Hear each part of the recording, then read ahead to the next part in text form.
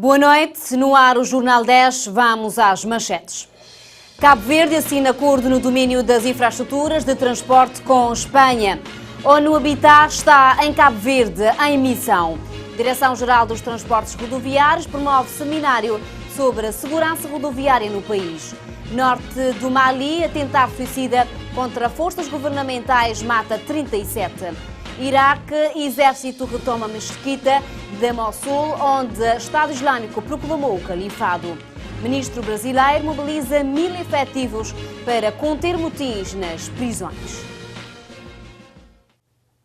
Seguimos agora com o desenvolvimento das notícias.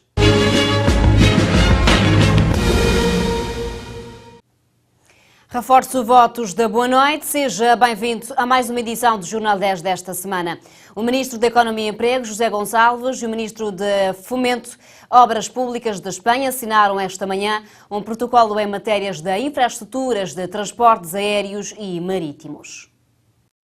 O acordo firmado prevê intervenções, designadamente a consultoria, planificação, gestão de projetos e da exploração das infraestruturas dos transportes marítimos e aéreos, como também na promoção do tráfego de cruzeiros em Cabo Verde. O ministro José Gonçalves participou ontem como convidado de honra na 20ª Conferência Ibero-Americana de Ministros e Empresários de Turismo, que decorreu na capital espanhola. Hoje de manhã, o governante cabo-verdiano fez uma visita ao secretário-geral da Organização Mundial do Turismo, em que ele comprometeu-se a apoiar Cabo Verde em toda a linha, tanto em termos técnicos como politicamente, junto dos vários parceiros internacionais na elaboração de planos estratégico nacional do turismo 2030, na criação de estruturas organizacionais e no branding do turismo cabo-verdiano.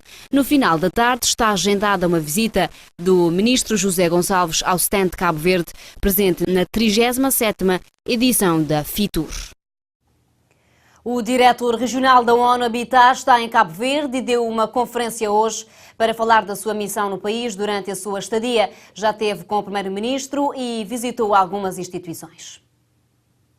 O diretor regional da ONU Habitat, Banji Oyeinka, disse que constatou que em Cabo Verde as pessoas constroem casas, muitas vezes em zonas de riscos e sem regulação. Outras manifestações têm a ver com os assuntos das construções das casas. Pessoas estão a construir casas e, por causa da natureza da topografia deste país, pessoas estão a construir casas em zonas de riscos e a maioria delas sem regulação. Nós chamamos a isso de urbanização caótica. Em outras palavras, quando fazes essas coisas sem um próprio plano, depois começas a fomentar a informação nele. Informação significa que nele tem muita dificuldade. Isto aumenta a informalidade da economia, aumento de espaços arranjados, não tem ruas adequadas, então isto também quebra o valor destas propriedades. Acrescentou ainda que podiam-se criar ruas adequadas no país em várias áreas organizadas para que o valor destas propriedades pudesse aumentar. Tu podes imaginar por instante criar ruas adequadas em Cabo Verde.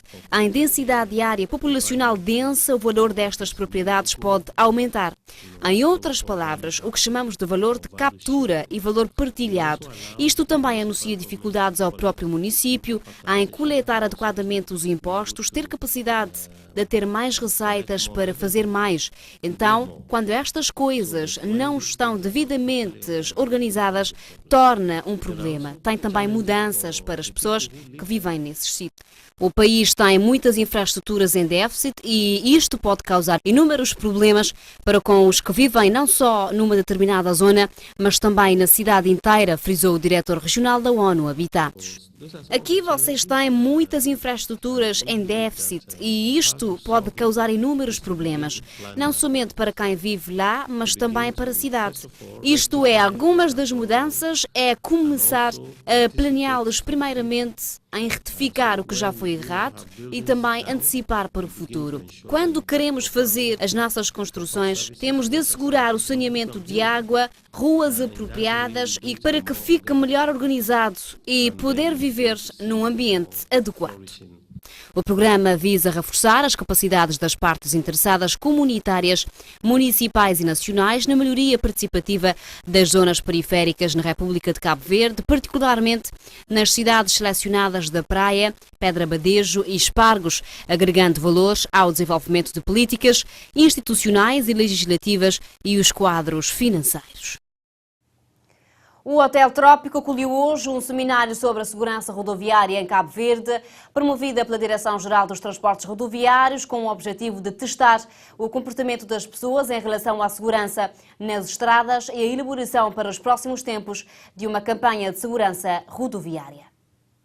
A Direção-Geral dos Transportes Rodoviários promoveu hoje um seminário sobre a campanha de segurança rodoviária em Cabo Verde. Segundo a diretora-geral Dina Andrade, esta campanha visa testar o comportamento das pessoas, sendo que a maior preocupação é a nível da segurança rodoviária. Com esta campanha nós visamos testar o comportamento das pessoas, não é?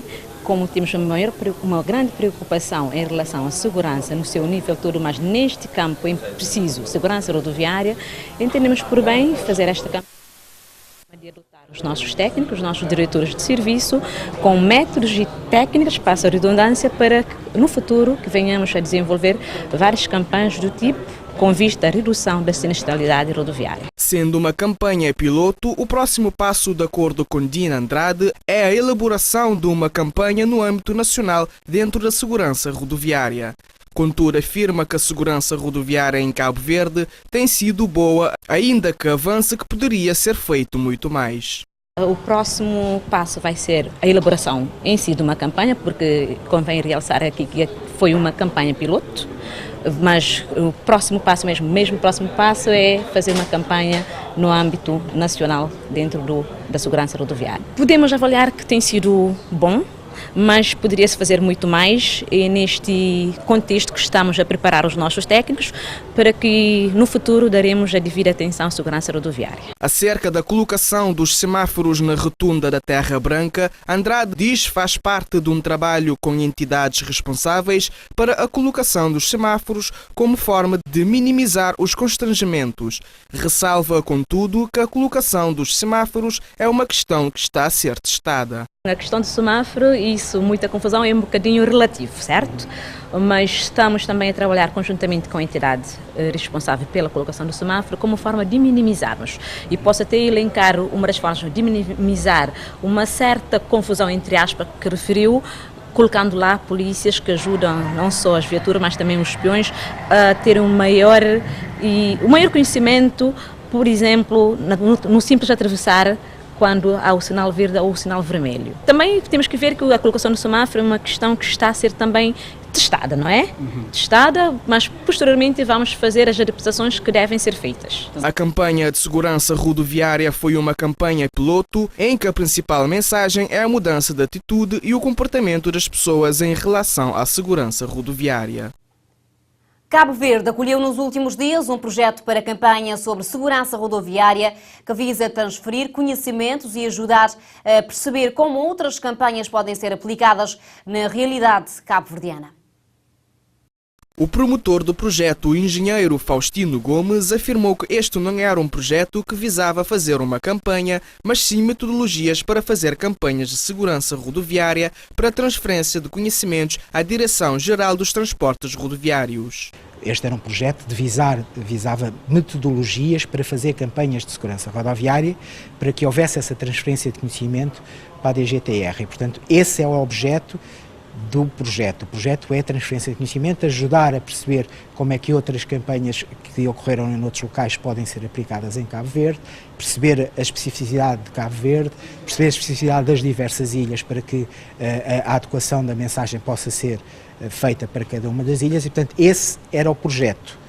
Naturalmente, para testar as coisas, foi necessário fazer uma campanha piloto para que se perceba se de facto funciona, se não funciona, as sugestões que nós estamos a fazer estão adequadas ou não estão adequadas, e por isso é que se fez a campanha piloto. E por isso que eu não chamo, nunca falo em campanha e falo sempre em campanha piloto. De acordo com Faustino Gomes, a campanha piloto teve números interessantes de pessoas que mostraram-se disponíveis para colaborar com a campanha, sendo que o objetivo da campanha é mudar comportamentos das pessoas em relação à segurança rodoviária. Naturalmente fizemos uma campanha piloto que tem uns números interessantes, mas são números interessantes na perspectiva daquilo que é mais importante para próximas campanhas. E o que é mais importante para próximas campanhas, e eu fiquei admiradíssimo com isso, as pessoas estão muito disponíveis para colaborar com a campanha.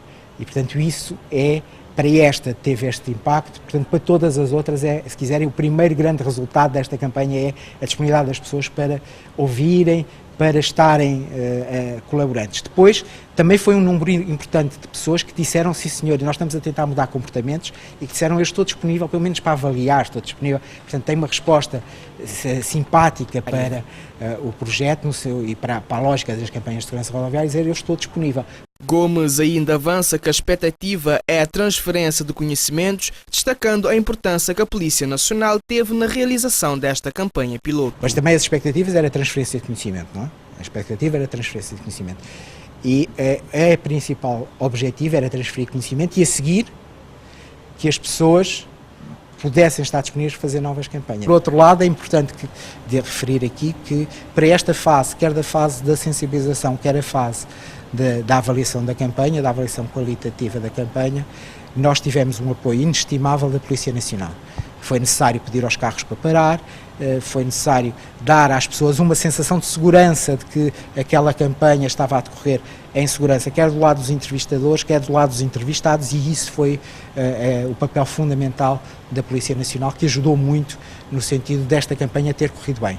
Aliás, sem o apoio da Polícia Nacional, a campanha não poderia ter sido realizada e, portanto, aqui o meu agradecimento. Nos últimos 10 anos, tem-se registrado em Cabo Verde 37.800 acidentes, 8.800 feridos e 570 mortes. De lembrar que Cabo Verde tem uma média de 57 mortes por ano na estrada.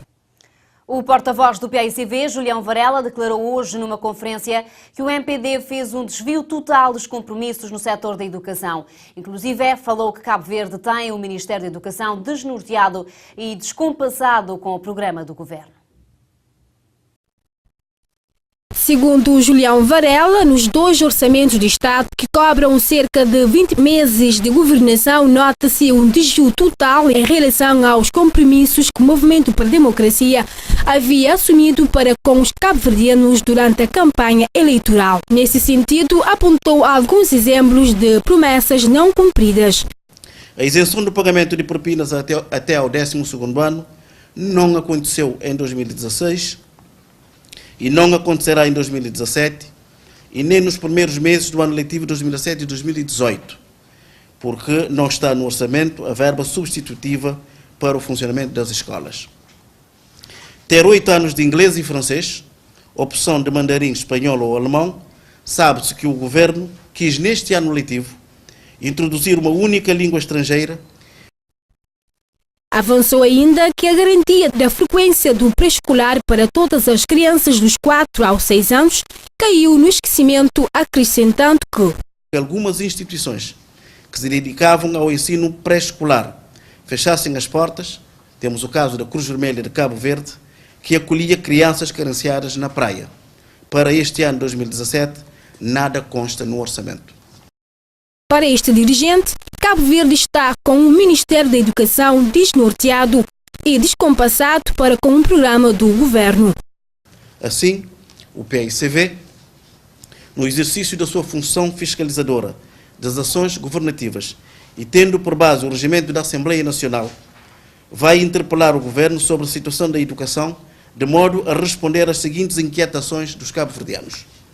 Para quando a escolaridade obrigatória e gratuita e o fim do pagamento das propinas até ao 12º ano?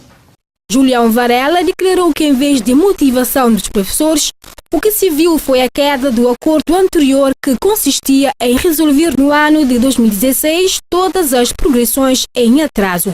É de realçar que o grupo parlamentar do PAICV já fez um pedido de interpelação ao governo sobre o setor da educação.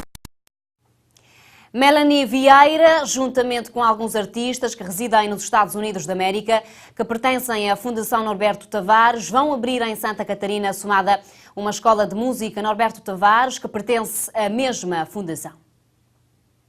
A ideia da escola de música é do próprio Tavares, de quando estava vivo, para ensinar aos jovens e crianças cantar e tocar.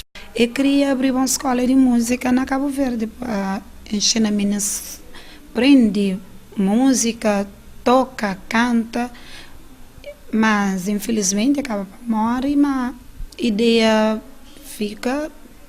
Fundação, membros de fundação que continua com essa ideia para abrir escola de música. Onde que me pertence a uma organização que é Civil United, não foi convidado que para fazer parte desse projeto de abrir escola de música, onde que não organiza um evento na América, cabo-verdianos na América dele, inclusive músicos cabo-verdianos na América, tudo bem de graça, que para tocar onde que dinheiro que é angariado lá, o objetivo é para criar aquela escola de música.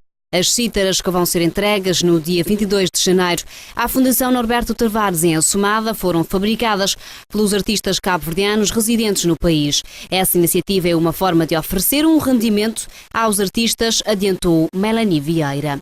Já comprado, já fazer guitarras na Cabo Verde, também ser entregue na Centro Cultural Norberto Tavares, que é o lugar onde se estava a ser espaço para aula, dia 22 de janeiro, na Somada. Frisou ainda que o próximo passo da criação da escola é definir a faixa etária dos participantes e, para isso, as inscrições vão ser estagnadas por um tempo ainda por definir. Bem, pelo menos ainda que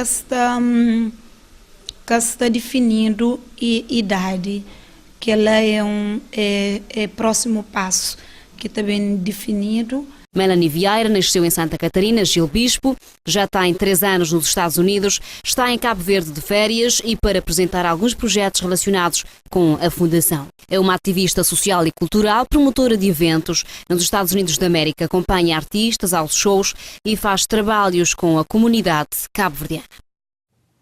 Com o Carnaval em agenda, a Câmara Municipal do Maio, reunida em sessão ordinária esta terça-feira, debruçou sobre esta tradição e definiu um conjunto de apoios para promover e incrementar a festa do Rei Momo na ilha.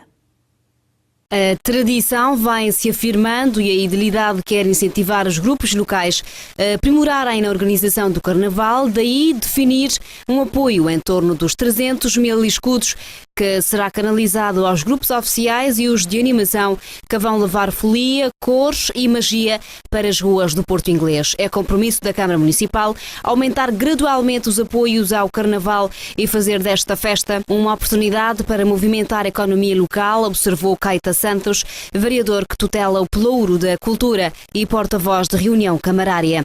Por outro lado, o coletivo esteve a estudar formas de disciplinar o exercício da atividade comercial na ilha, com enfoque para as vendas na via pública, tendo a equipa decidido dar maior atenção a esta situação, corrigindo situações de venda ilegal na via pública. Entretanto, ficou claro que a autarquia vai apostar na criação de condições para regular o exercício do comércio. Noutro sentido, avança o vereador, o Executivo iniciou um processo de afinação da estratégia de promoção internacional da ilha e dos artistas e grupos locais, numa perspectiva de pôr o Maio no roteiro das pessoas, agências de viagens e dos turistas. Entretanto, ficou também definido o programa para comemorar o Dia dos Heróis Nacionais, 20 de janeiro, com uma agenda essencialmente desportiva, envolvendo um torneio de futsal sub-17 na categoria masculina, uma prova de futsal sénior em masculino e feminino e uma prova de basquetebol.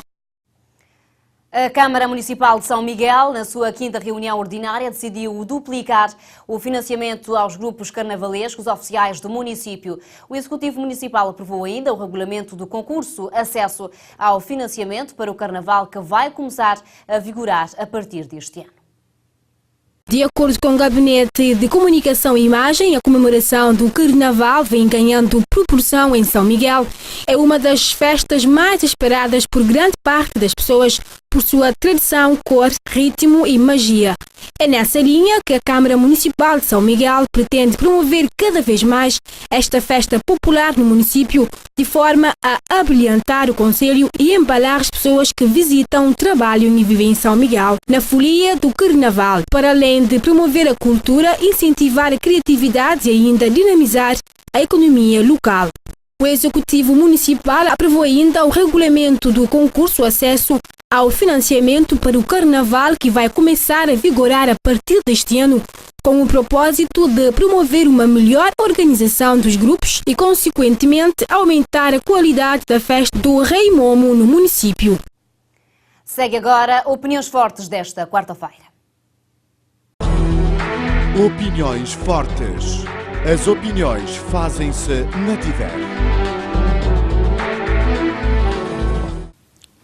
Caros ouvintes e telespectadores da TIVER, mais uma vez aqui o programa Opiniões Fortes. Como sempre, estou aqui convosco todas as quartas-feiras. Já é oficial dos 5 grupos carnavalescos, de um total de 6 aqui da cidade da Praia, já comunicaram oficialmente que não irão participar do Carnaval oficial da cidade da Praia neste ano. É uma questão que temos estado a debater neste programa já há algumas semanas e que, pelos vistos, ainda vamos continuar a acompanhar. Qual é as principais questões em disputa neste caso? A principal razão tem a ver com o facto do Ministério da Cultura ter definido este ano parâmetros de financiamento que dá condições especiais aos grupos carnavalescos de São Nicolau e de São Vicente, que têm, a partir deste edital que foi definido, uma relação direta com o Ministério da Cultura. Os grupos de São Vicente foram beneficiados com financiamento de 1.000 contos a cada um, e os grupos de São Nicolau com 850 contos. Os restantes grupos carnavalescos de todo o país, onde a cidade da Praia também se inclui, os restantes municípios, estão sujeitos a uma candidatura, não diretamente no Ministério da Cultura, mas via Câmara Municipal. As câmaras municipais, esses sim, que podem aceder a esse recurso no Ministério da Cultura, têm um total de 6.000 contos que será distribuído por todos os municípios. Bom, portanto, trata-se de um valor irrisório e que, com certeza, não fala aqui só do Carnaval da Praia, mas com certeza que esta decisão vai afetar a qualidade do Carnaval em todas as outras ilhas do país, com exceção, claro, de São Vicente e São Nicolau, que vão ver os seus carnavais significativamente melhorados. Para além dessa questão, os grupos da Praia também reclamam a reativação do Fórum Carnavaliano. É um fórum que foi instituído pelo anterior ministro Mário Lúcio Souza, que já vinha na sua 5ª edição e que anualmente reunia em São Nicolau os representantes de todos os grupos carnavalescos do país. É um total de 52 para ser mais preciso, 52 grupos de todo Cabo Verde. Esse espaço era um espaço muito útil para a troca de experiências, para a formação, para a partilha e, sobretudo, para a explicitação de eventuais conflitos ou pontos de entendimento entre os grupos, as câmaras municipais e o Ministério da Cultura.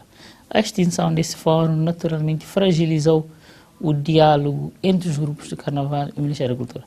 Assim, os grupos, sobretudo aqui da Praia, exigem e solicitam e estão lutando para uma retoma deste evento. O Movimento para a Democracia organizou jornadas parlamentares descentralizadas na ilha de São Nicolau no início desta semana.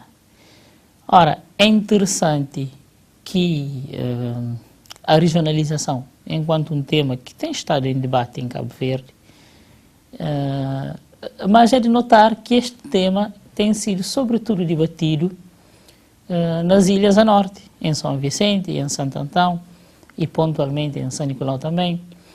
É interessante, pelo menos eu não tenho reparado, os grupos parlamentares, sobretudo neste caso o Movimento para a Democracia, que levou essa questão para Santo Antão, eu não tenho reparado se essa questão tem sido discutida da mesma forma na Ilha do Maio, na Ilha da Brava, no Fogo, ou mesmo aqui na Ilha de Santiago.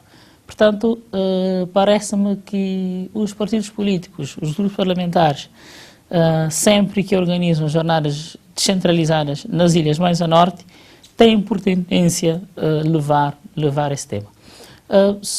Suscitou-me alguma atenção, alguma curiosidade, uma proposta levantada por um empresário que participou deste evento e que defende, no âmbito de um pacote de reformas em que a regionalização entra, defende a diminuição para metade do número de deputados na Assembleia Nacional. Ora, é uma medida que não sei como é que quem defende essa medida. É importante aqui conhecermos os detalhes da proposta. Reduzir para metade por si só não significa grande coisa, mas reduzir como? Pensemos, por exemplo, a Ilha da Brava tem 2 representantes, a Ilha do Maio também, a Boa Vista também, a diáspora, o continente americano tem 2 representantes, o continente africano 2, a Europa e o resto do mundo 2. Bom, desta metade que se propõe extinguir, vamos tirar essas representações, vamos reduzi-lo para 1. Bom, há muitas questões que, por si só, propor uma proposta de redução não elucida, não clarifica. Portanto, era bom que essa questão fosse debatida com mais profundidade e não com propostas assim, sem pormenor. A última questão que eu trago aqui hoje tem a ver com as eleições para a escolha do líder do PAICV. Como nós sabemos, a 29 de janeiro, portanto, no fim do mês, o PAICV vai ter eleições diretas e em fevereiro vai haver congresso. Portanto, eleições diretas para a escolha do líder, do presidente do partido, e congresso em fevereiro para a definição dos demais órgãos do partido. Ora, tem havido um grupo que se autodenomina Grupo de Reflexão, que contesta a candidatura da atual líder. Bom, aqui, independentemente das razões de contestação ou não, o que é importante é situar a contestação dentro do quadro estatutário, ou seja, à luz dos estatutos do partido, mas não é só o caso do PAICV, todos os partidos são assim. Os partidos têm órgãos próprios que servem como espaço para se dirimir os conflitos. Portanto, qualquer sensibilidade, qualquer grupo dentro de um partido político, seja do PAICV, seja o MPD, outro partido qualquer, os órgãos são espaços onde se vão discutir as questões essenciais, onde as diferenças de opinião são expostas. Portanto, se um determinado segmento não consegue fazer vincar a sua ideia dentro dos órgãos, tem muitas limitações para fazer passar a sua proposta. Também parece-me que se há um grupo organizado que contesta a recandidatura da atual liderança, tem um caminho óbvio a fazer, ou seja, apresentar-se às eleições. É importante que quem não concorda, e pode ter razões legítimas para não concordar, não deve ficar apenas na demonstração da sua concordância, mas deve apresentar-se às eleições. Porque, no fundo, quem define o caminho que o partido deverá seguir são os militantes. Portanto, se esse grupo de reflexão efetivamente tem razão naquilo que defende, caberá aos militantes se pronunciarem. E os militantes se pronunciam como? Nas urnas, e, portanto, é importante que seria bom que houvesse mais candidaturas, que houvesse uma pluralidade de listas para que os militantes possam fazer uma boa escolha. E assim concluímos mais uma edição do programa Opiniões Fortes e aproveitamos para desejar uma boa semana a todos os que acompanham regularmente este programa aqui na TVN. Boa noite. Opiniões Fortes. O elenco semanal.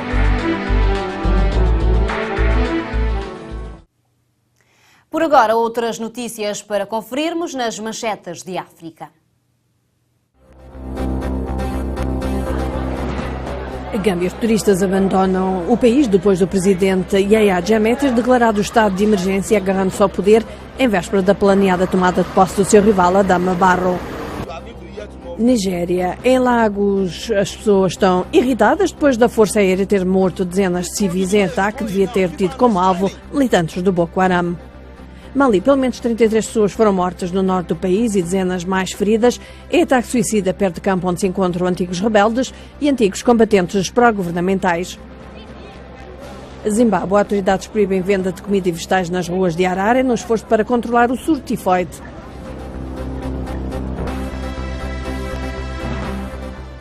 Somália, seca severa deixa partes do país em risco de fome e 320 mil crianças encontram-se já severamente subnutridas.